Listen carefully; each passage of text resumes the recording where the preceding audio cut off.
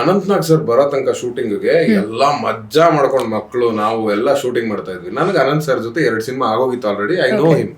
So Anant sir ಜೊತೆ ನಾವು ಆರಾಮಾಗಿ ಆಕ್ಟ್ ಮಾಡ್ತಿದ್ವಿ. ಅವ್ರು ಬಂದಿದ್ದ ದಿನ ನಿಮಗೆ ಒಂದು ಸೀನ್ ಮಾಡೋಕ್ಕಾಗಿಲ್ಲ ಯಾರ ಕೈಲೂ.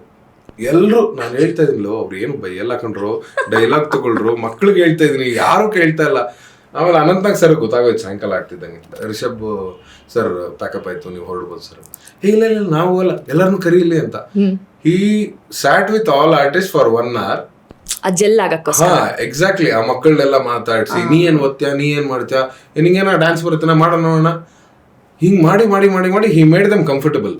ಅದಾದ್ಮೇಲೆ ನೆಕ್ಸ್ಟ್ ಡೇ ಟೇಕು ಆರಾಮಾಗಿ ಹೋಯ್ತು. ಅದಕ್ಕೆ ಅವನ ಲೆಜೆಂಡ್ ಅನ್ನೋದಲ್ಲ. Exactly, is a library of acting. ಅಯ್ಯೋ ಅಯ್ಯಪ್ಪನ ಬಗ್ಗೆ ಬೇರೆ ಮಾತೇ ಇಲ್ಲ. ಅವ್ರ ಒಂಥರ ಅವ್ರು ನಾನು ಉಗ್ರ ಹೋರಾಟ ಅಂತಾನೆ ಕರೆಯೋದು ಇವತ್ತಿಗೂ. ಉಗ್ರ ಹೋರಾಟ ಹಿಂಗಿದ್ದೀರಿ ಅಂತಾರೆ.